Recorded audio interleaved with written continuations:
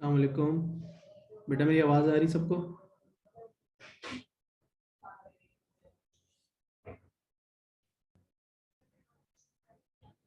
Hello, अस्सलाम वालेकुम। आमना, हमारा both of you hear me? Okay, ठीक है। So as you remember last class में हमने क्या किया था, हमने रिवाइज किया था, सॉरी हमने स्टार्ट किया था टॉपिक लाइट का, और हमने रिफ्लेक्शन ऑफ लाइट वाला पार्ट कवर कर लिया था। तो आज हम उसी की प्रैक्टिस पे फोकस करेंगे, ठीक है। जब तक और लोग ज्वाइन कर लें, मैं जितना हमने पढ़ा था उसको क्विकली रिवाइज करता हूँ, ठीक है। तो लॉ ऑफ रिफ्लेक्शन जो हमें याद करना है वो ये वाला है, एंगल ऑफ इंसिडेंस और एंगल ऑफ रिफ्लेक्शन हमेशा इक्वल होता है। If this is your mirror and this is the incident ray जो रे आके हिट कर रही है, और दिस इज द रे दैट्स रिफ्लेक्टेड जो रे जा रही है, तो आप सबसे पहले मिरर से बनाते हो एक नॉर्मल जहाँ पे पॉइंट ऑफ इम्पैक्ट है, and then from the normal and the incident ray you measure the angle of incidence, and also from the normal and the angle of and the reflected ray you measure the angle of reflection. This angle of incidence and this angle of reflection must be equal. ये है आपका law of reflection. इसके through हमने ये वाली example solve की थी जिसमें आपने इस तरह रिफ्लेक्टेड रे बनाई थी और इसका एंगल भी 35 ही रखा था। इस वाले एग्जांपल में थोड़ा सा ज़्यादा चैलेंज था। एंगल ऑफ इंसिडेंस पूछा हुआ सबसे पहले, और ये एंगल दिया हुआ है, ये तो एंगल ऑफ इंसिडेंस नहीं है। सबसे पहले आपको नॉर्मल बनाना पड़ेगा। तो आपका एंगल ऑफ इंसिडेंस क्या आया था, 90 में से माइनस करके 60 आया था। उसके बाद आपने रे रिफ्लेक्ट की थी और आपको पता लगा कि एंगल ऑफ रिफ्लेक्शन भी कितना है, 60 है, ठीक है। तो ये हमारा था। उसके बाद हमने इस डायग्राम के अंदर हमें ऑब्जेक्ट बना के दिया हुआ था और ऑब्जर्वर बना के दिया हुआ था। ना ये रे बनी हुई थी, ना ये बनी हुई थी, ना ये एंगल्स मार्क हुए हुए थे, ना ये इमेज बनी हुई थी। स्टेप 1 ये था आपका कि आपने सबसे पहले इमेज मार्क करनी है। कैसे मार्क करनी है, यहाँ से यहाँ तक का डिस्टेंस मेजर करो और उतने ही डिस्टेंस पे पीछे अपनी यहाँ इमेज बना दो। उसके बाद इमेज से लेके आई तक जो है वो रिफ्लेक्टेड रे बना दो। ये आपका था सेकंड स्टेप। पीछे जो पार्ट है, जो मिरर के पीछे वाली रे है, that's not actually there, it doesn't exist.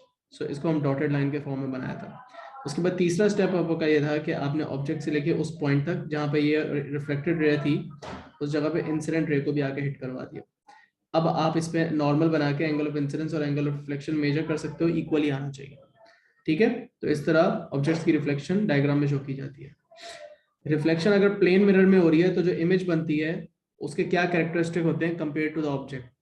First of all it's the same size, second of all it's upright. Upright का मतलब है कि सीधी है, उल्टी नहीं है, वर्टिकली सीधी है, बट लेटरली जो है वो उल्टी हो जाती है, इन्वर्ट हो जाती है, हॉरिजॉन्टली फ्लिप हो जाती है। और वर्चुअल होती है। वर्चुअल का मतलब है कि इट कैन नॉट जिस पॉइंट पे इमेज बन रही होती है वहां पे कोई एक्चुअल रे जाके मीट नहीं करती दो, ठीक है। और सेकेंडली वो इमेज जो है वो it can not be projected on to a screen. फिर हमने ये पेरिस्कोप की एग्जांपल देखी थी, आई क्लिनिक में कैसे रिफ्लेक्शन यूज हो रही है, पैरेलक्स एरर अवॉइड करने में कैसे यूज हो रही है, टेलीप्रॉम्प्टर में कैसे रिफ्लेक्शन यूज हो रही है, और ब्लाइंड कॉर्नर्स को हेल्प आउट करने में, और भी ऑब्वियसली अनगिनत एग्जांपल्स हैं। रिफ्लेक्शन इतनी ज्यादा कॉमन है, ठीक है, but these were the examples that we did. अब हम थोड़ा सा रिफ्रेशर, सारे कॉन्सेप्ट्स को थोड़ा सा रिफ्रेश करने के लिए पहले P1 के क्वेश्चंस करेंगे। P2 के क्वेश्चंस के लिए बेटा अपने पास स्केल और प्रोटेक्टर और पेंसिल लाजमी रखना, ठीक है। बेहतर तो यही होता है कि इसके अंदर आप प्रिंट निकलवा लेते, लेकिन क्योंकि मैंने जो फाइल्स अपलोड की उसमें बहुत सारे पासवर्ड्स हैं और बहुत सारा प्रिंट है।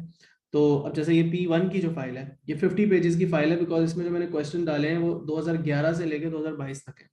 और जो P2 की फाइल है इसके अंदर जो क्वेश्चन हैं लाइट के, ये 68 पेजेस की फाइल है। इसमें 2005 में का पहला क्वेश्चन है और 2022 का आखिरी क्वेश्चन है। So there is just lots and lots of questions. इसमें 50 प्लस क्वेश्चंस हैं, उसमें 100 प्लस क्वेश्चंस हैं P1 के। तो I can't expect you to print all of this out, but मैंने कहा था कि ये जो वर्कबुक है, ये जो मैंने बनाई है, जिसमें 7 चैप्टर्स हैं। कौन कौन से? Kinetic model, thermal properties, transfer of thermal energy, general wave properties, light, electromagnetic spectrum और साउंड। ये 7 चैप्टर की जो मैंने वर्कबुक बनाई है 6। वालेकुम सलाम। अगर ये आपको जो है वो लेनी है हार्ड कॉपी में, तो मैंने भी प्रिंट के लिए बोला हुआ है बंदे को। अगर मेरे पास मैं स्कूल में तो अपने बच्चों को दे रहा हूँ, राइट। सो 1300 की जो है वो मुझे पड़ रही है प्रिंट में, लेकिन अगर मैं आपको कोरियर वगैरह से भिजवाता हूँ तो शायद उसमें फिर आपको कुछ एडिशनल कॉस्ट पड़ेगी। प्रिंटेड फॉर्म में फिर आपको मिल सकती है। It would be the same as this file जो मैं यहाँ पे यूज़ कर रहा हूँ। फिर ये है कि हम साथ साथ भी प्रैक्टिस कर सकेंगे और आप उसमें जाहिर सी बात है इतने सारे क्वेश्चन में खुद भी प्रैक्टिस कर सकते हो। Otherwise you can also obviously by any topical past paper book जो कि रीड एंड राइट वगैरह की मिलती हैं डिफरेंट बुक स्टोर से, वो भी आप यूज कर सकते हो। ठीक है, मेरा ये प्लान है कि मैं 4 वर्क बुक्स जो हैं वो टोटल बनाऊंगा, जो को फिर मैं हमेशा के लिए यूज किया करूंगा। अभी ये बुक जो मैंने बनाई है ये वर्क बुक 2 के नाम से होगी, इसमें जो चैप्टर्स हैं ये वाले 7 होंगे, तो टोटल तकरीबन 26-28 चैप्टर्स हैं, तो 4 वर्क बुक बनेंगे उसके हिसाब से टोटल। उसमें P1 P2 और उन दोनों की मार्किंग स्कीम्स भी होंगी। Anyways let's go and let's talk about some of the questions जो हम करेंगे। अब जो पहला क्वेश्चन हम कर रहे हैं रिफ्लेक्शन का, ये है क्वेश्चन नंबर 1। अब इसके अंदर मुझे आप आंसर बताओ, शाबाश, चैट में मुझे जवाब दो। स्टार्ट करते हैं। 20-25 मिनट के लिए हम ये वाले क्वेश्चंस करते हैं, फिर बाकी के 20-25 मिनट के लिए हम P2 के क्वेश्चंस करेंगे, फिर अगली क्लास में हम रिफ्लेक्शन स्टार्ट कर देंगे। तो जो पहला क्वेश्चन हमने करना है वो ये वाला करना है, शाबाश। अब मुझे बताओ इसका क्या आंसर होना चाहिए।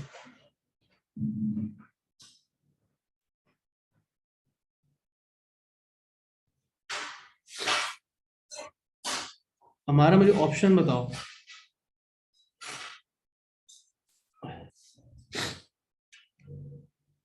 सही है, सबने सही जवाब दिया। ये आपका ऑप्शन है, सॉरी, ये वाला आपका ऑप्शन है। ये एंगल ऑफ इंसिडेंस है और ये एंगल ऑफ रिफ्लेक्शन है, ये इक्वल होना चाहिए। वैसे जाहिर सी बात है, ऑब्वियसली फिर W और Z का भी ऑप्शन जो है वो बनता है। W इक्वल टू Z भी हो सकता है, ये भी ऑब्वियसली ट्रू है, इसमें भी कोई मसला नहीं है, बड़े ऑप्शंस में नहीं है। तो ये भी हो सकता था कि ऑप्शंस में ये वाला अगर दिया हुआ होता तो फिर ये तीसरा ना दिया होता, क्योंकि ओ लेवल में तो MCQs में एक ही करेक्ट आंसर होता है, 2 नहीं होते।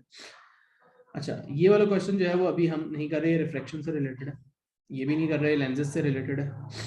ये वाला क्वेश्चन हम कर रहे हैं, ये रिफ्लेक्शन से रिलेटेड है, क्वेश्चन नंबर 4। चलो मुझे इसका जवाब दो। आसान है बहुत ज्यादा, रिफ्लेक्शन का टॉपिक जल्दी हो जाएगा आज।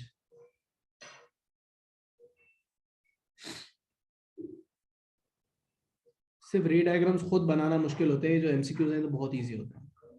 सो इन्होंने आपको एंगल थोड़ा वियर्ड सा दिया है। Let's see if you can work out the required angles from over here.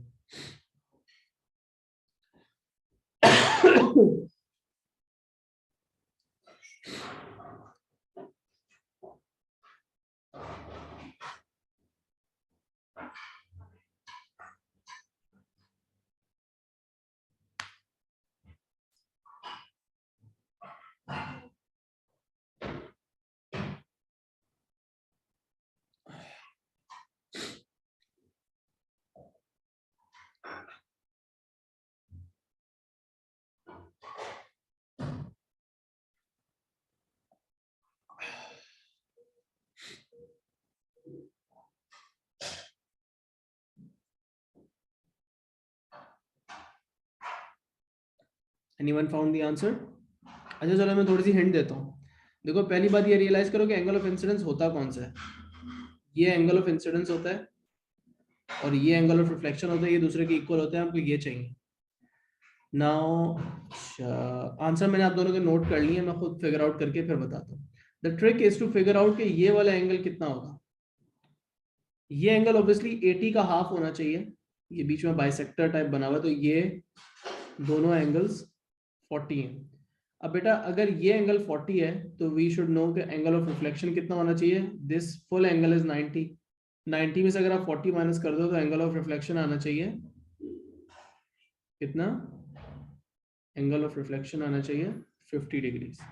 अगर एंगल ऑफ रिफ्लेक्शन 50 आता है तो एंगल ऑफ इंसिडेंस भी कितना आना चाहिए, 50 डिग्री। तो 50 और 50 कहाँ दिया हुआ है, डी में दिया हुआ है। ठीक है, क्लियर। चलो let's see which question will do next. हम क्वेश्चन नंबर 7 नेक्स्ट कर लेते हैं। अगेन सिंपल सा है, मच सिंपलर दिस टाइम।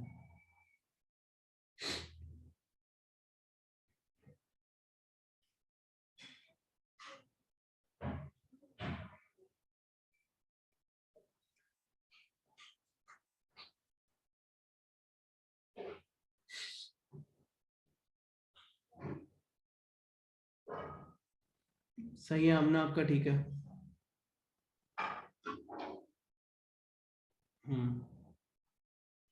सो इसके अंदर हम क्या कर रहे हैं, ऑब्वियसली सबसे पहले नॉर्मल बनानी चाहिए। ये नॉर्मल है, So angle of incidence ये वाला है, obviously this is not the angle of incidence, this is the angle of incidence which will be 50, which means कि जब reflected ray बनेगी तो उसके अंदर भी angle of reflection जो है वो 50 होगा। ये angle I है और ये angle R है, तो obviously आपका आंसर D हो गया। ठीक है, easy question। अच्छा जी, क्वेश्चन नंबर 10 देखो, एक मिनट रुको।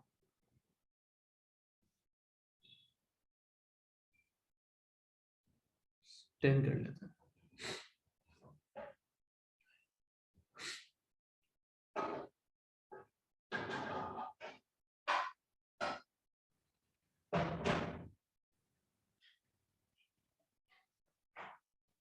चार कैरेक्टरिस्टिक्स पढ़े थे हमने, उनमें से कुछ यहाँ पे सही लिखे हुए हैं, कुछ गलत लिखे हुए हैं। जो सही है वो कौन से हैं? इसमें हम प्रोसेस ऑफ एलिमिनेशन यूज कर सकते हैं। इन्वर्टेड नहीं होती इमेज, एटलीस्ट लेटरली इन्वर्टेड होती है, हॉरिजॉन्टली वर्टिकली इन्वर्टेड नहीं होती है, रियल भी नहीं होती, वर्चुअल होती है इमेज। वर्चुअल सही है, नॉट इन्वर्टेड सही है, रियल नहीं होती ये भी गलत हो गया, लार्जर देन दी ऑब्जेक्ट ये भी गलत हो गया, सेम साइज की होती है, वर्चुअल होती है, स्मॉलर नहीं होती। तो आप देखोगे जिसमें दोनों आंसर सही दिए हैं वो सिर्फ बी है। ठीक है, these are the characteristics formed of the image formed by a plane mirror. Okay, next question that we need to do is this one, 14.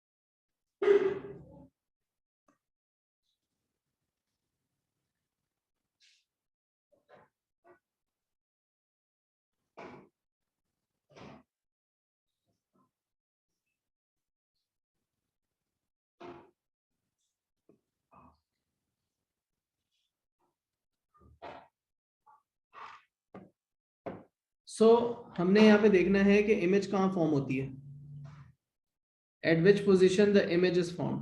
अब ये डायग्राम हम बना चुके हैं अपने पास, हमने ये डायग्राम यहाँ बनाई थी।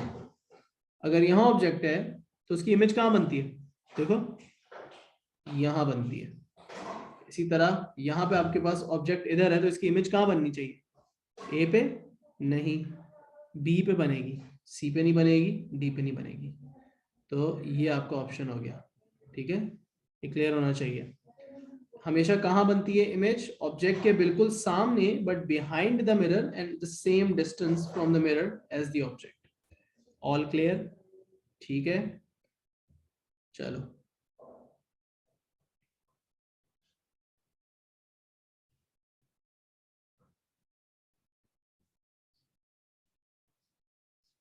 ट्वेंटी थ्री देखो,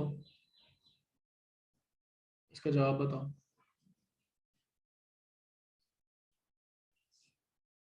शाबाश, अब जल्दी जल्दी करना है। ठीक है,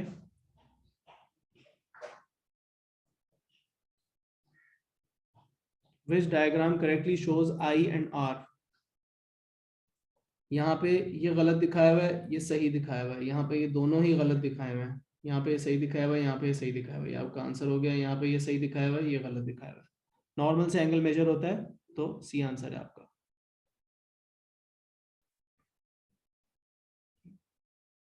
क्वेश्चन नंबर 26।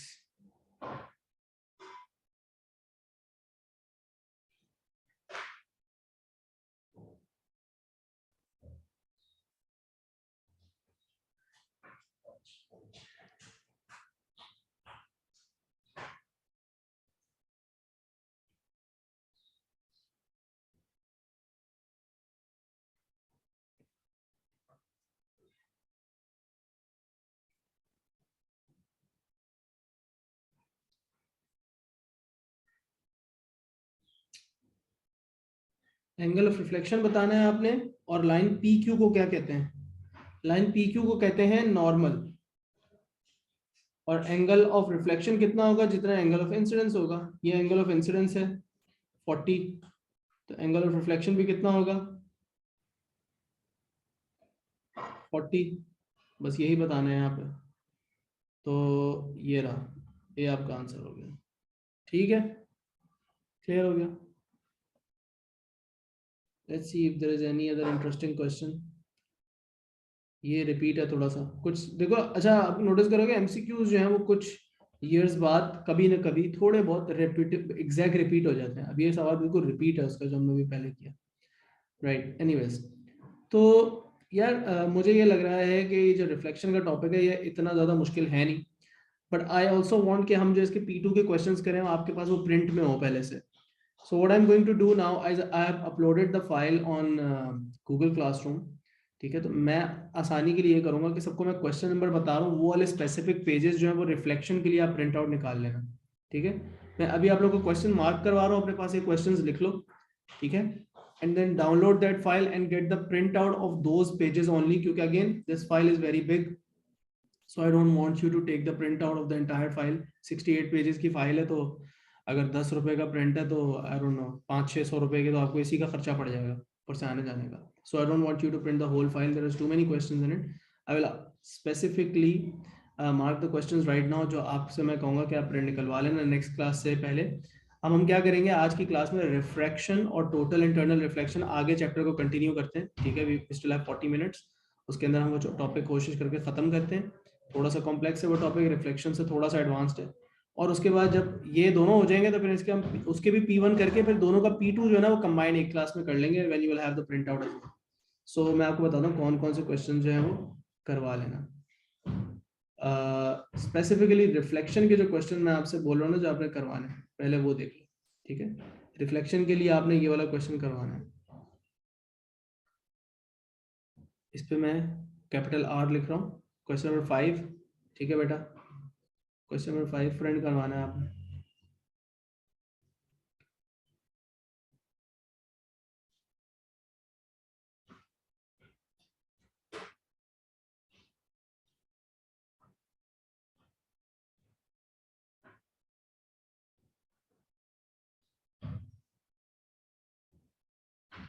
रिफ्लेक्शन के सवाल इतने ज़्यादा नहीं आते इस चैप्टर में, तो जो बस हैं थोड़े बहुत हम वही करेंगे।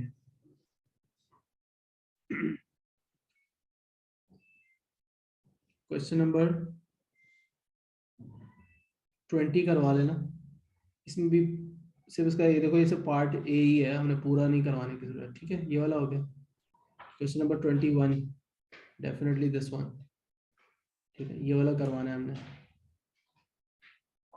इसमें आगे थोड़े से क्वेश्चंस और भी हैं पार्ट बी वगैरह में, वो भी आप बेशक रहने देना। इसके लिए हमें जो अभी चाहिए वो इसका पार्ट ए चाहिए, 21 का पार्ट ए चाहिए सिर्फ, इतना part, not this one right now, we don't need this right now. ठीक है, आई होप साथ साथ लिख रहे हो बेटा, मुझे बाद में रिपीट ना करना पड़े, मैं आराम आराम से इसीलिए बता रहा हूँ। ये वाला क्वेश्चन है रिफ्लेक्शन का 25। ओके, ये क्वेश्चन है। ये देखो, एक डेंटिस्ट जो है वो अपना जो मिरर यूज करता है to look inside your mouth, look at the upper teeth and everything, तो वो जो है वो उससे रिलेटेड क्वेश्चन है। ये भी एक क्वेश्चन है 26 जो है वो रिफ्लेक्शन रिलेटेड क्वेश्चन है। तो आई थिंक अभी हमारी जो प्रैक्टिस होगी रिफ्लेक्शन की, उसमें ये काफ़ी है। बहुत ज़्यादा रिफ्लेक्शन की इसलिए प्रैक्टिस नहीं रिक्वायर्ड क्योंकि इतना ज़्यादा आता भी नहीं है। लेंसेज के क्वेश्चंस और रिफ्रैक्शन और उसके ज़्यादा आते हैं।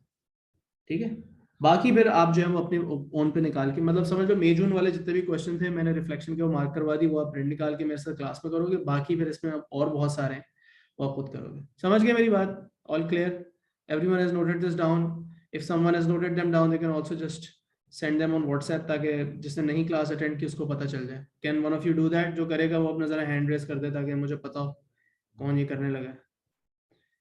Can one of you just send the message on the WhatsApp group कि यार ये वाले जो क्वेश्चन है ये प्रिंट करवा के आ जाना। Who's going to do it? हमारा आप कर दोगी? लिख लिया आपने? Yes sir. ठीक है, चलो क्लास के बाद कर देना या बेशक अभी कर देना। What we are going to do now is we are going to move on with the chapter.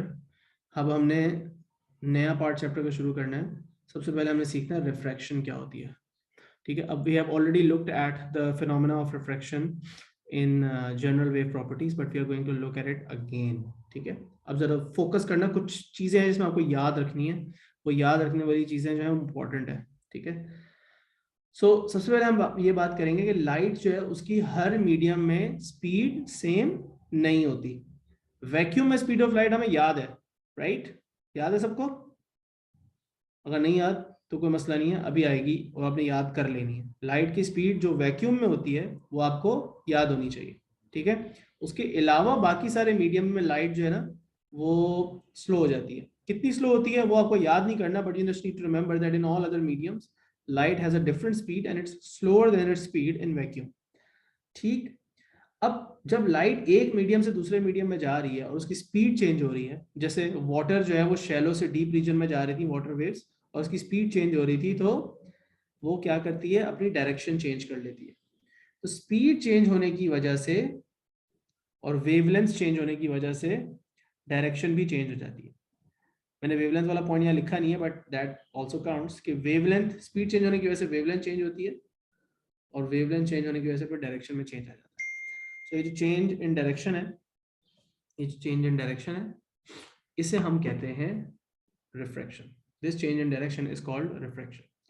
Now there are certain cases that will be helpful to remember. Helpful क्या, बल्कि वो याद होने चाहिए। सबसे पहले यहां से शुरू हो जाते हैं। अगर लाइट वाटर से एयर में जा रही है फॉर एग्जांपल, अच्छा बस में आप एयर को भी वैक्यूम ही कंसिडर कर सकते हो kind of, because the speed of light in vacuum and the speed of light in air is रफली द सेम। सो हम एयर के अंदर भी वही स्पीड ही लेते हैं। एनीवेज, अब हमें ये पता है कि वैक्यूम में लाइट जो है वो फास्टेस्ट ट्रेवल करती है, राइट? तो एयर में भी हम यही कह सकते हैं कि वो फास्टेस्ट ट्रेवल कर रही है। कितनी स्पीड से ट्रेवल कर रही है, उस स्पीड की वैल्यू अभी मैं बताता हूँ। अब वाटर में जो है वो लाइट स्लो ट्रेवल कर रही है, तो वाटर से लाइट एयर में जा रही है, उसकी स्पीड बढ़ रही है। या लेट्स सपोज एयर से वाटर में जा रही है, तब भी स्पीड क्या होगी, कम होगी। बट आइदर वेज अभी लाइट अपनी डायरेक्शन चेंज नहीं कर रही। सो लाइट सीधी जाएगी लेकिन अपनी डायरेक्शन चेंज नहीं करेगी। क्यों? क्योंकि अगर मैं यहाँ पे नॉर्मल बनाता हूँ, ये वाटर और एयर के बीच में बाउंड्री है ना, वाटर का सरफेस, तो मैं यहाँ पे नॉर्मल बनाता हूँ अगर, तो नॉर्मल के साथ तो मेरी रे ओवरलैप कर रही है, मतलब उसका angle of incidence he zero बन रहा है। So if that is the case, then the light does not change direction. मतलब if the ray hits perpendicular to the surface, then it does not change direction. ठीक है, ये तब भी ऐसा ही होता अगर एयर से लाइट वाटर में यूं आ रही होती, स्लो डाउन हो जाती लेकिन डायरेक्शन चेंज ना करती। ये पहला केस है। अब जरा इस वाले डायग्राम को देख लो, सेकंड वाले डायग्राम में। सेकंड वाले डायग्राम में लाइट वाटर से एयर में जा रही है। अब ये बात याद रखनी जरूरी है कि एयर में स्पीड ज्यादा होगी, वाटर में और दूसरे ट्रांसपेरेंट मीडियम हो गए जैसे ग्लास हो गया, डायमंड हो गया, क्रिस्टल हो गया, प्लास्टिक हो गया, इस टाइप के सारे मीडियम्स में लाइट की स्पीड एयर के मुकाबले में या वैक्यूम के मुकाबले में स्लो ही होगी। ठीक है, so if the light travels from a medium in which it is traveling slower and then it travels to a medium in which it travels faster, then the light changes direction in such a way that it will bend away from the normal. It will bend away from the normal. ये अल्फाज याद कर लो। जब भी light की speed बढ़ेगी तो वो कहाँ बेंड करेगी, away from the normal bend करेगी। नॉर्मल कहाँ बनी हुई है, ये डॉटेड लाइन जो बनी हुई है ये नॉर्मल ही तो है। ये मैंने एयर और वाटर के बीच में जो बाउंड्री है उससे 90 डिग्री पे नॉर्मल बना ली है। अब ये जो रे थी इसे कहते हैं इंसिडेंट रे, जैसे हम पहले कहते थे। बट अब ये वाली जो रे है ऑब्वियसली इसको हम रिफ्लेक्टेड रे नहीं कहते, बल्कि इसका नाम है रिफ्रैक्टेड रे। रिफ्रैक्शन हो रही है ये। तो चेंज ऑफ डायरेक्शन जो है उसको रिफ्रैक्शन कहा जाता है। लाइट बेंड हो गई है, और कैसे बेंड हुई है, नॉर्मल से पहले करीब थी, थोड़ा एंगल नैरो था, अब नॉर्मल से थोड़ा दूर चली गई है, away from the normal bend हो गई है। तो यहाँ पे कौन सा एंगल बड़ा होगा, आई बड़ा होगा या आर बड़ा होगा?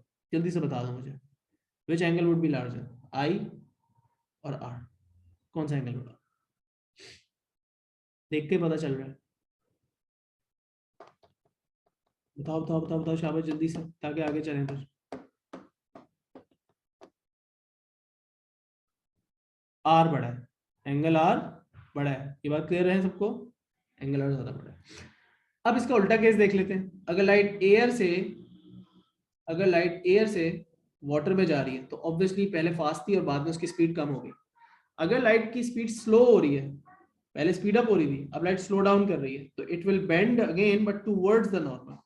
तो अब एंगल जो है वो पहले ज्यादा वाइड था, कौन सा वाला, एंगल ऑफ इंसिडेंट ज्यादा बड़ा था, ये अब एंगल ऑफ इंसिडेंट होगा ना, क्योंकि लाइट यहाँ से आ रही है। जो एंगल ऑफ रिफ्रैक्शन है वो अब नैरो है, वो थोड़ा छोटा है। तो बस ये 3 केस आपको याद रखना। Maybe take a screenshot of this for the rest of the lecture, but you must remember these cases कि कब away from the normal जाएगी और कब towards the normal जाएगी।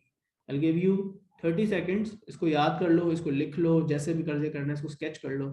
1 minute देता हूँ, ये screenshot ले लो for the rest of the lecture, क्योंकि बार बार अभी हमें यूज करना है इस फैक्ट को, ठीक है? जल्दी से कर लो, मैं वेट कर रहा हूँ।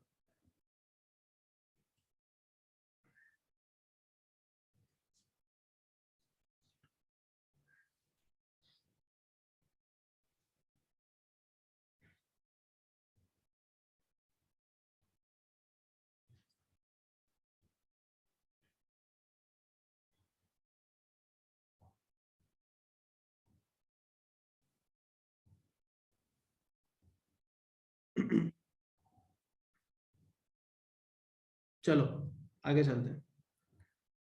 अब हमें एक नया कॉन्सेप्ट सीखना है और एक नया टर्म सीखना है जिसे कहते हैं रिफ्रैक्टिव इंडेक्स।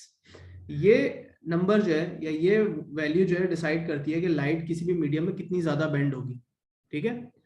सो ये, और ये जो है डिपेंड किस चीज पर करता है, ये डिपेंड करता है लाइट की स्पीड पे। तो लाइट की, मैंने कहा था, स्पीड हर मीडियम में डिफरेंट होती है। Light has a different speed in every medium.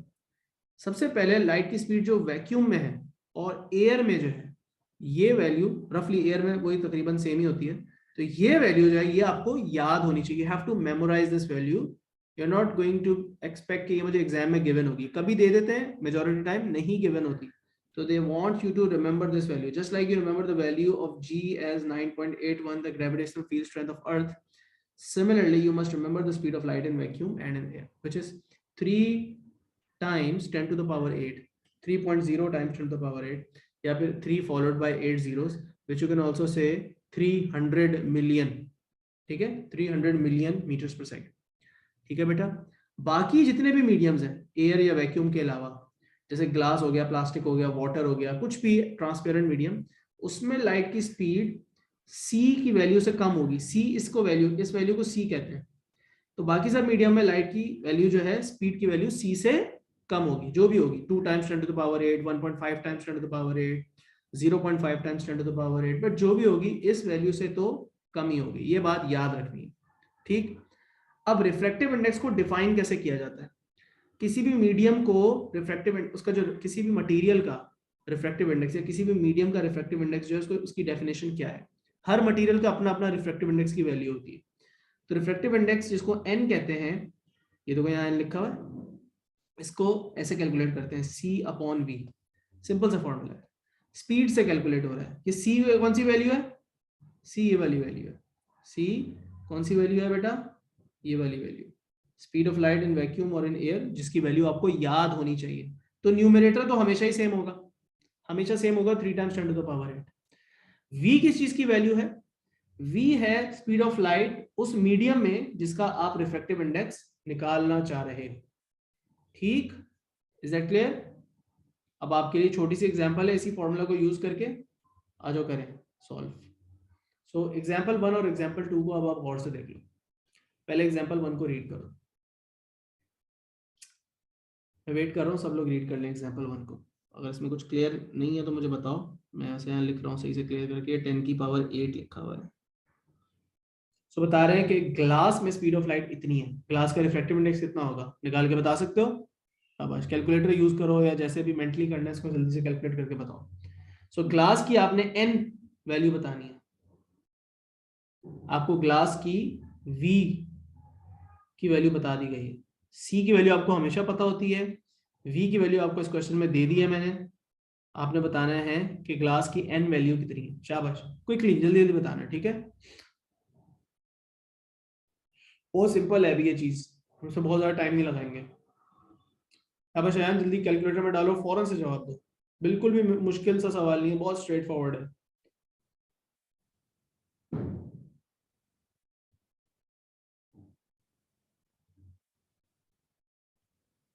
हाँ मैंने, आप एग्जाम्पल 2 कर लो।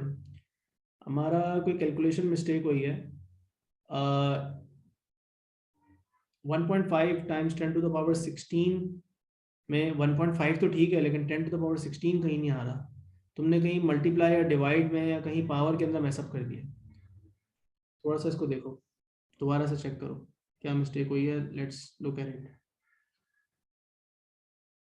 अगर हम इसको देखें, मुझे क्या फॉर्मूला यूज करना है, n is equal to C upon V. C की वैल्यू क्या है, 3.0 इंटू 10 टू द पावर 8, और v की वैल्यू क्या है, 2.0 times 10 to the power 8। 10 to the power 8 और 10 टू द पावर 8 तो कैंसिल आउट हो जाएगा ना बेटा हमारा, और आमना ये तो कैंसिल आउट ही हो गया ना। वैसे ही, वैसे भी आपके अपने कैलकुलेटर में इसको एज इट इज डाल दो, कैंसिल आउट ही हो जाएगा। ये तो वैसे ही कैंसिल हो गया। तो 3/2 क्या होता है, 3/2 तो सिंपली 1.5 होता है। तो आपका आंसर 1.5 आना चाहिए था। कोई 10 टू द पावर 8 कुछ वगैरह कुछ भी नहीं है। आमना आपने जो पहले आंसर दिया था वो बिल्कुल ठीक था। अच्छा अच्छा अच्छा, सही है। नेक्स्ट क्वेश्चन, सही है, सही जवाब दे रहे हो उसका। Okay, so do you now understand हमारा क्या मिस्टेक हुई, पता चल गई। शयान आपका आंसर ठीक है बेटा, गुड।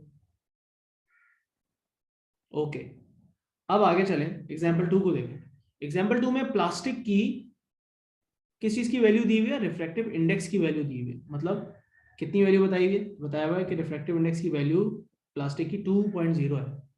तो कह रहे हैं कि प्लास्टिक के अंदर स्पीड ऑफ लाइट कितनी होगी। सो असेंशियली आपको क्या कहा गया है यहाँ पे, कि आपको प्लास्टिक की एन वैल्यू दे दी गई है। सी की वैल्यू तो आपको हमेशा ही पता होती है, तो आपको याद होनी चाहिए, सामने लिखी हुई है दो जगह पे। V speed of light plastic में कितनी होगी, ये आपने फाइंड आउट करना है। चलो शाबाश, जल्दी से। आमिना ने तो बता दिया, बाकी दोनों भी जल्दी मुझे करके बता रहा। So it's just a simple matter of rearranging the above formula. V को सब्जेक्ट बना के और फिर सॉल्व कर लो।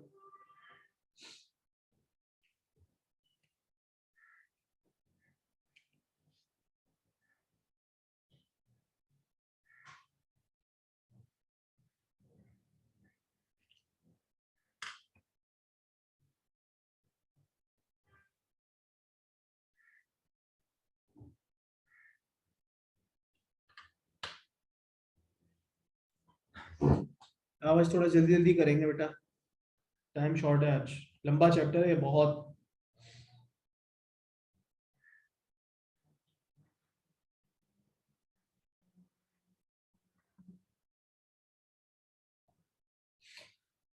सही है शायद। तो बेटा यहाँ पे क्या हो रहा है, सिर्फ और सिर्फ फॉर्मूला रीअरेंज हो रहा है। अगर मैं v को सब्जेक्ट बनाता हूँ तो वो c अपॉन n बन जाता है, और c तो होता है 3 टाइम्स 10 टू द पावर 8, और v n कितना था 2.0, तो आंसर आ गया 1.5 इंटू 10 टू द पावर 8। ये मैंने क्या निकाला है, मैं लाइट की स्पीड निकाली, तो स्पीड के यूनिट भी दूंगा ना, मीटर्स पर second.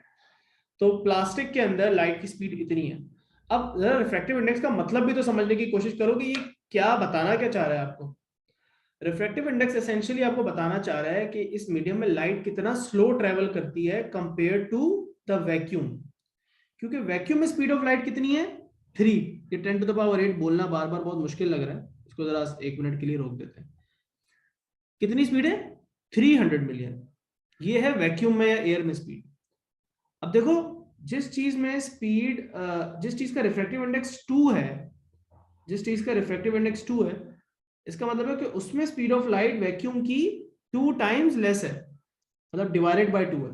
3 divided by 2 gives you 1.5। तो उसमें प्लास्टिक का क्योंकि रिफ्रैक्टिव इंडेक्स था 2.0, तो इसका मतलब उसमें स्पीड ऑफ लाइट वैक्यूम के मुकाबले में 2 टाइम्स स्मॉलर है। सिमिलरली अगर आप स्पीड ऑफ लाइट ग्लास की देखो, तो वो आ रही थी 2, उसका रिफ्रैक्टिव इंडेक्स आया 1.5। अब 1.5 का क्या मतलब है, that the speed of light in glass is 1.5 times less than vacuum। 3 को 1.5 से डिवाइड करो, या 3.0 टाइम्स 10 टू द पावर 8 को 1.5 से डिवाइड करो, तो speed of light in glass आ जाएगी। बात समझ में आ रही। So what we understand from the refractive index is कि ये जितना ज्यादा होगा स्पीड ऑफ लाइट उस मीडियम में उतनी ही कम होगी। इस बात को यहां से रियलाइज कर लो कि ये n और v आपस में इनवर्सली प्रोपोर्शनल है। ये तो कांस्टेंट है ना यार, c तो कांस्टेंट है। जिस मीडियम में रिफ्रैक्टिव इंडेक्स जितना ज्यादा होगा, जिस मीडियम का, स्पीड ऑफ लाइट उसमें उतनी ही स्लो ट्रेवल करती होगी। और जिस मीडियम का रिफ्रैक्टिव इंडेक्स जितना ही ज्यादा होगा उसमें लाइट बेंड भी उतनी ज्यादा ही करेगी। अब यही बात हमें आगे समझनी है। हमने मीडियम का रिफ्रैक्टिव इंडेक्स लेना क्यों सीखा है? ताकि हम उसका आगे कैलकुलेट कर सकें कि उसमें लाइट कितना बेंड होगी।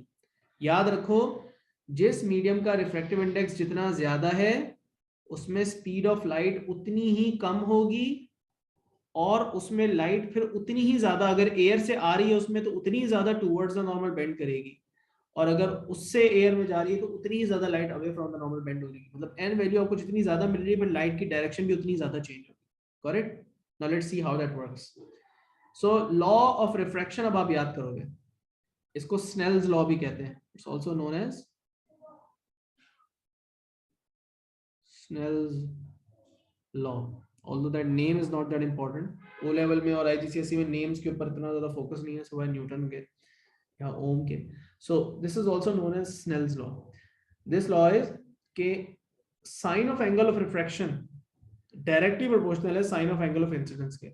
तो पहली बात तो ये कि यहाँ पे कुछ भी इक्वल नहीं है, एंगल ऑफ इंसिडेंस और एंगल ऑफ रिफ्रैक्शन इक्वल नहीं है। सेकेंडली, एंगल्स को भी हम उनको रिलेट भी कर रहे हैं तो डायरेक्टली एंगल्स को रिलेट नहीं कर रहे, बल्कि उनका साइन का जो रेशियो होता है, जो आप ये पढ़ते हो बेटा, आपके जो trigonometric ratio sine cos tan होते हैं, उसमें जो एंगल की साइन वैल्यू है, उसका जो साइन रेशियो है, उसको हम रिलेट कर रहे हैं। So sine R is directly proportional to sin I, which is written over here.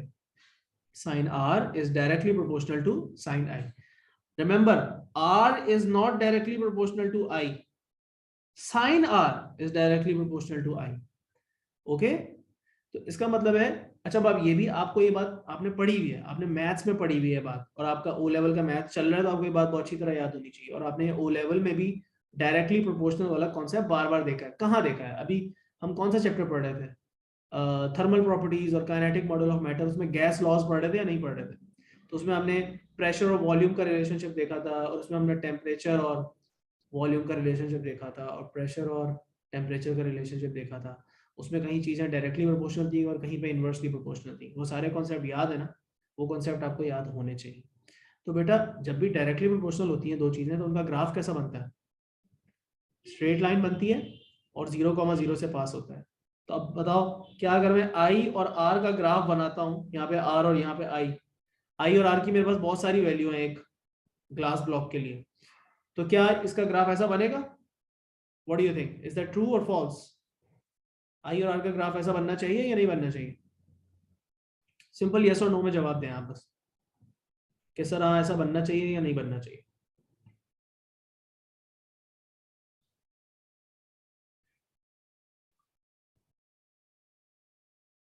I versus R की मेरे पास बहुत सारी वैल्यूज हैं।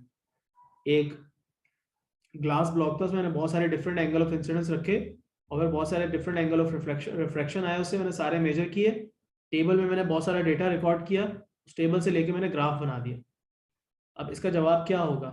क्या आर और आई का ग्राफ स्ट्रेट लाइन बनना चाहिए 0,0 से पास होते हुए? हाँ या ना? एक जवाब मेरे पास आया, बाकी दो अभी सोच रहे हैं। ज्यादा नहीं सोचो, बस जो ध्यान में आ रहा है बोल दो, फिर देखते हैं कि सही बात क्या है। क्या बनना चाहिए ऐसा या नहीं बनना चाहिए? हमारा शयान ओके, हमारा कह रही है नो, शयान कह रहा है यस। बेटा जवाब यह है कि ऐसा ग्राफ इन दोनों का नहीं बनेगा। क्यों नहीं बनेगा? क्योंकि R is not directly proportional to I, ये तो नहीं है ना। Sine R is directly proportional to sine I। तो अगर मेरे पास एक टेबल है, लेट्स सपोज मेरे पास एक टेबल है, उसके अंदर बहुत सारे एंगल I की वैल्यूज है मेरे पास, एंगल R की वैल्यूज है मेरे पास, ठीक है, और फिर एक और इसके अंदर मैं दो कॉलम्स और ऐड कर लेता हूं, मैं साइन I की वैल्यूज लिख लेता हूं उसमें, और साइन R की वैल्यूज लिख लेता हूं बहुत सारी। ये वाली जो वैल्यूज है ना I और R की, इनका जब मैं ग्राफ बनाऊंगा बेटा तो वो स्ट्रेट लाइन ग्राफ नहीं बनेगा। बट जब मैं साइन I और साइन R का ग्राफ बनाऊंगा ना, एक को एक्स एक्सिस पे रख दिया, एक को वाई एक्सिस पे, ये मैंने ग्राफ यहाँ बनाया है, तो ये ग्राफ 0,0 से पास करेगा और स्ट्रेट लाइन ग्राफ बनेगा। तो ये बात याद रखना प्लीज, साइन I और साइन R जो है वो डायरेक्टली प्रोपोर्शनल है, I और R आपस में डायरेक्टली प्रोपोर्शनल नहीं है। साइन I और साइन R, साइन का बटन, साइन का जो फंक्शन है वो लाजमी यूज करना। अच्छा, अब हमें ये पता है कि जब दो चीजें डायरेक्टली प्रोपोर्शनल होती हैं तो उनको आप जब भी डिवाइड करते हो जैसे टेबल में वैल्यूज है बहुत सारी, साइन आर और साइन आई की, ये वाली वैल्यू को इस वैल्यू से डिवाइड करो, ये वाली वैल्यू को इस वैल्यू से डिवाइड करो, ये वाली वैल्यू को इस वैल्यू से डिवाइड करो, इसको इससे डिवाइड करो। जब भी मैं डिवाइड करूंगा एक एक्सपेरिमेंट के अंदर तो हमेशा मेरे पास एक कांस्टेंट आंसर आएगा। या साइन आर को साइन आई से डिवाइड करके देख लो, या साइन आई को साइन आर से करके देख लो, या ये करके देख लो, या ये करके देख लो, दोनों बार आपके पास कांस्टेंट ही जवाब आएगा थ्रू आउट द टेबल। ये एक और निशानी होती है डायरेक्टली प्रोपोर्शनल रिलेशनशिप की, कि साइन आई और साइन आर डायरेक्टली प्रोपोर्शनल। एक निशानी एक ग्राफ ऐसा बनेगा 0,0 से पास करेगा और स्ट्रेट लाइन ग्राफ बनेगा, और अगर साइन आई और साइन आर या साइन आर अपॉन साइन आई की आप वैल्यूज निकालते जाओगे तो कांस्टेंट आती जाएगी, तो दैट वुड मीन के डायरेक्टली प्रोपोर्शनल है। अब एक्सपेरिमेंटली अगर आप परफॉर्म कर रहे हो लैब में तो एग्जैक्ट सेम वैल्यूज नहीं आ रही होंगी, थोड़ा बहुत 0.1 0.2 का आगे पीछे फर्क पड़ता रहेगा, but overall on average value same होगी। ठीक है, तो ये जो कांस्टेंट है ना, this actually has a name. This constant is coincidentally the same thing that we just studied above. ये कांस्टेंट आपका रिफ्रैक्टिव इंडेक्स ही है जो उस मटेरियल का है। तो लाइट एयर से ग्लास में जा रही है, अब उसमें आई और आर का जो रिलेशनशिप है वो डायरेक्टली प्रोपोर्शनल है, लेकिन उस रिलेशनशिप में जो कांस्टेंट है वो हमारा n है, हमारा रिफ्रैक्टिव इंडेक्स है। क्या ये बात समझे? So essentially what you need to memorize is this formula and this formula. अब इन दोनों फार्मूलाज में क्या फर्क है? Formula n is equal to sin i over sin r, and then there is a formula sin r over sin i। ये दोनों formulas आप याद कर लोगे, ये दोनों सेम ही है एसेंशियली। कंफ्यूजन यहाँ पे आती है बच्चों को, जब n क्या है पहले तो ये बात समझ लो, n मटेरियल का रिफ्रैक्टिव इंडेक्स है। मटेरियल तो दो होते हैं, कौन कौन से मटेरियल होते हैं? अभी हमने ऊपर देखा था, एक वो मटेरियल जिसमें से लाइट आ रही है और एक वो मटेरियल जिसमें लाइट जा रही है। यहां से लाइट आ रही है, इसमें लाइट जा रही है, तो एन किसकी वैल्यू का यूज करेंगे? वाटर का एन यूज करेंगे या एयर का एन यूज करेंगे? तो भाई बात सारी ये है कि रिफ्रैक्टिव इंडेक्स जो है ना वो एयर का तो 1 ही होता है। टेक्निकली ये फॉर्मूला में एन जो है वो दोनों का यूज किया जाता है एडवांस लेवल्स पे जाके, बट ओ लेवल में आप सारे वही केसेस पढ़ोगे जिसमें एक मीडियम तो हमेशा ही एयर या वैक्यूम होगा। तो एयर या वैक्यूम का रिफ्रैक्टिव इंडेक्स तो होता ही 1 है, तो उसको तो डालना ही नहीं है। ये जो एन वैल्यू की बात हो रही है, जब मैं कह रहा हूँ ना रिफ्रैक्टिव इंडेक्स को इस फॉर्मूला में यूज करना है या निकालना है, तो ये रिफ्रैक्टिव इंडेक्स जो है वो दूसरे मीडियम का है। एक साइड पे हमेशा एयर होगी या वैक्यूम होगा, एक साइड पे हमेशा यही होगा, दूसरी साइड पे या वाटर होगा या ग्लास होगा या प्लास्टिक होगा या कोई भी और मीडियम होगा। समझ में आ रही बात? तो या तो लाइट किसी दूसरे मीडियम से एयर में जा रही होगी या एयर से किसी और मीडियम में जा रही होगी। तो जिस मीडियम एयर के अलावा जो दूसरा मीडियम है, उस मीडियम का क्या है?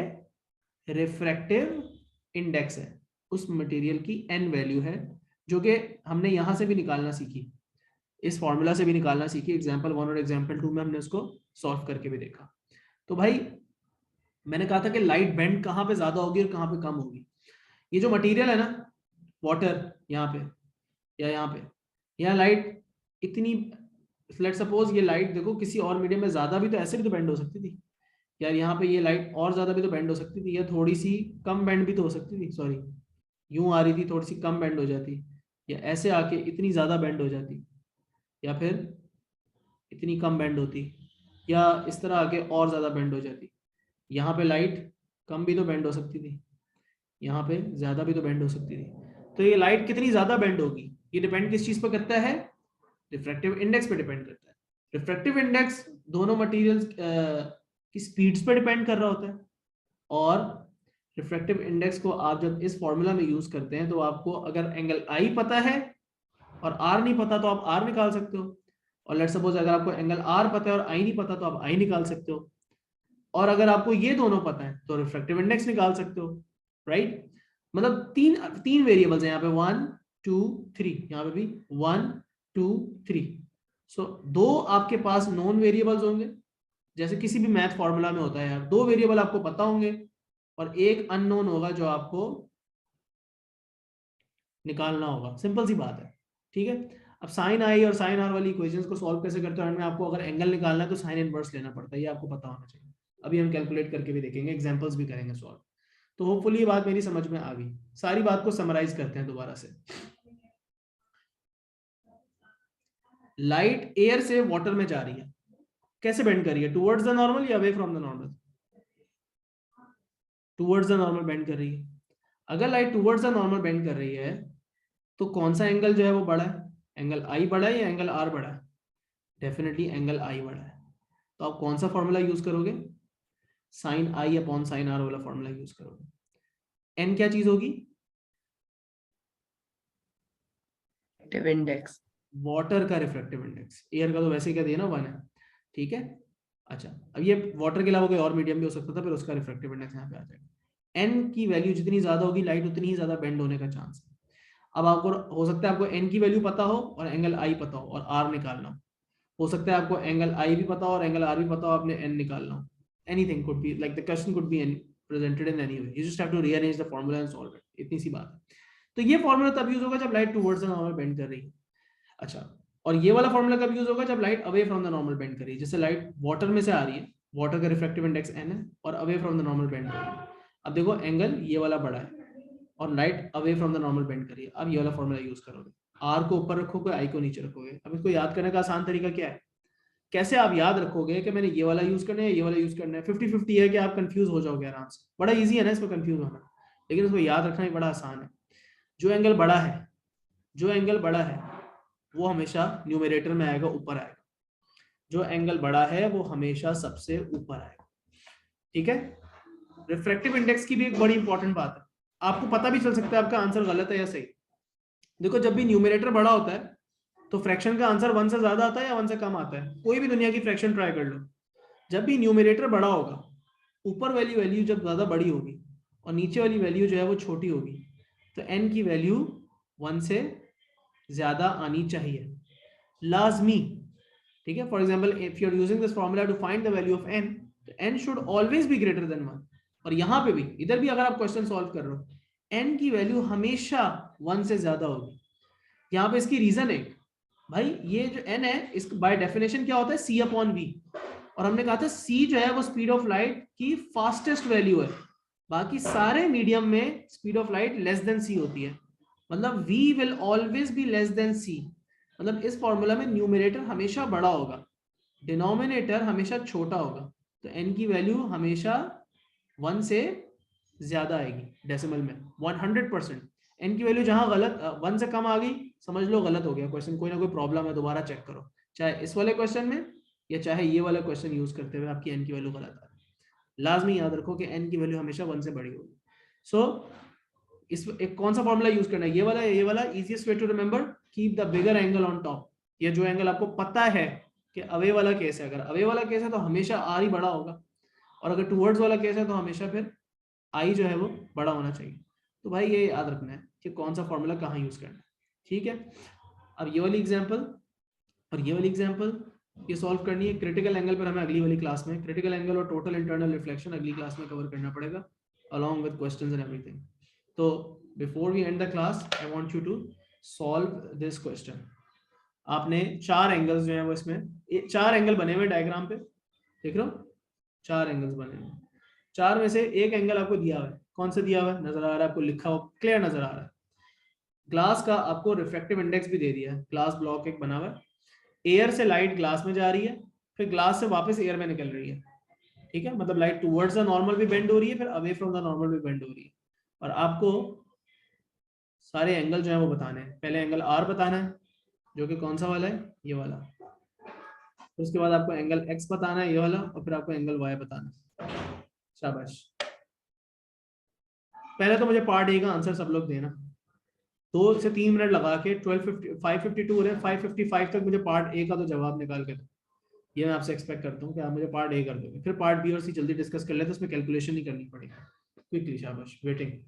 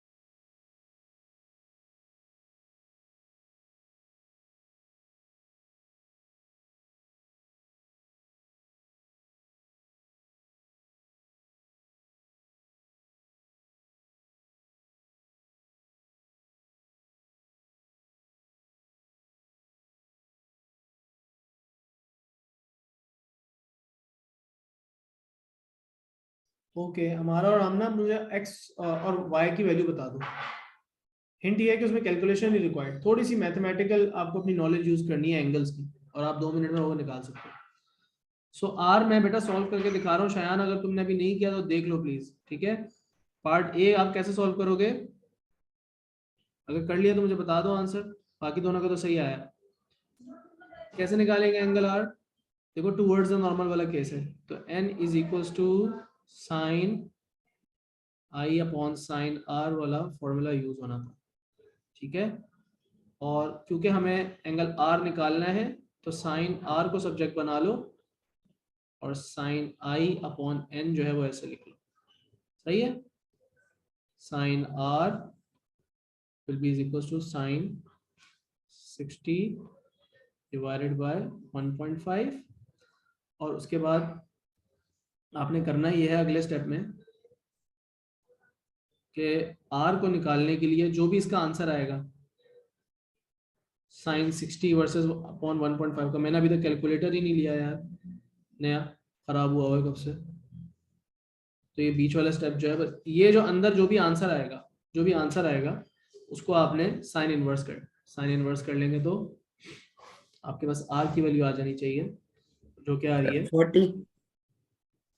मेरे पास तो आ रही है बेटा 35.23 इन दोनों की आ रही है, इन दोनों की 35.3 आ रही है वैल्यूज, 35.3 डिग्रीज।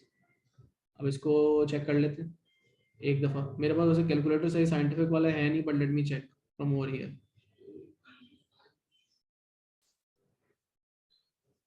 एक मिनट रुको, साइंटिफिक कैलकुलेटर साइन, एक मिनट भाई, इसको यूज करना भी नहीं आता मुझे सही से।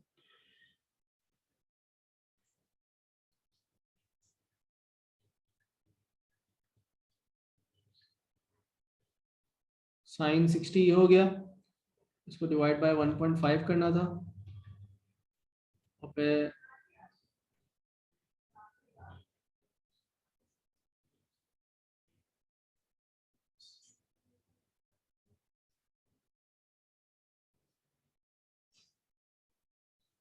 क्या सीन है इसका,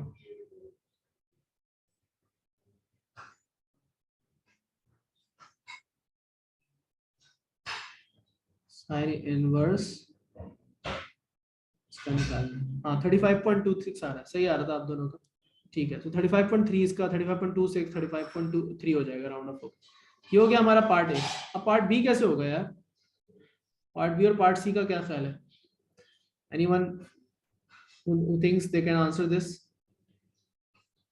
एंगल एक्स कैसे पता लगेगा, एंगल एक्स का कोई रिलेशनशिप नहीं है एंगल आर के साथ, ये जेड जो बनता है इसको क्या कहते हैं यार, आप लोगों ने पढ़ा हुआ है मैथ्स में, what do you call this, do you have a name for this, ये जो जेड बनता है, सोचो सोचो सोचो शाबाश, alternate angle, so that means कि आर जो है वो और एंगल एक्स जो है वो सेम होंगे जी, तो एंगल एक्स एंगल आर के ही बराबर है, जो कि 35.3 ही आएगा। पार्ट सी के अंदर भी कुछ थोड़ा सा आपको इसी तरह थिंकिंग करनी पड़ेगी, अगर आप ओवरऑल डायग्राम को देखो तो आपके ख्याल में क्या होगा angle Y, without calculating, you think you know the answer. सोचो इस तरह कि जब लाइट का एंगल यहाँ पे 60 था तो टूवर्ड्स द नॉर्मल बेंड करके 35.3 हुआ, अब यहाँ पे 35.3 है तो away from the normal bend करके दोबारा एंगल क्या आना चाहिए, 60 आना चाहिए। अच्छा, तो अब ये बात जरा थोड़ी सी गौर से सुननी है, कहीं किताब में शायद ना लिखी भी मिले, लेकिन इस बात को जरा समझना बेटा, ये सिर्फ तब होता है, इसे तब होता है कि ये वाला एंगल 60 आ रहा है और ये भी 60 आ जाए, मतलब ये वाला एंगल जो है दोनों बराबर आ जाए, ये तभी पॉसिबल है अगर ये वाली साइड शेप की और उसकी ऑपोजिट वाली साइड जहां से लाइट निकल रही है, ये दोनों साइडें पैरेलल हो। अगर इसकी ये वाली साइड टेढ़ी होती या ये वाली साइड टेढ़ी होती, मतलब ये ट्रेपीजियम शेप होता है या कुछ भी, तो फिर बेटा ये वाला एंगल कभी भी डेफिनेटली सेम नहीं आता। Is that clear, I hope this thing is clear, ठीक है। एग्जाम्पल 2 का स्क्रीनशॉट लो, इसको अगली क्लास में कोशिश करो सॉल्व करके आओ, फिर अगली क्लास में हम इसको आगे चैप्टर कंटिन्यू करेंगे। Take the screenshot and take out those print out जिसका मैंने आपको बताया था, हमारा वो ग्रुप पे मैसेज भेज देना, क्लास एंड कर रहे हैं, ठीक है। चलो उसमें 2 मिनट में बंद कर रहा हूँ शेयरिंग, स्क्रीनशॉट ले लो, डन।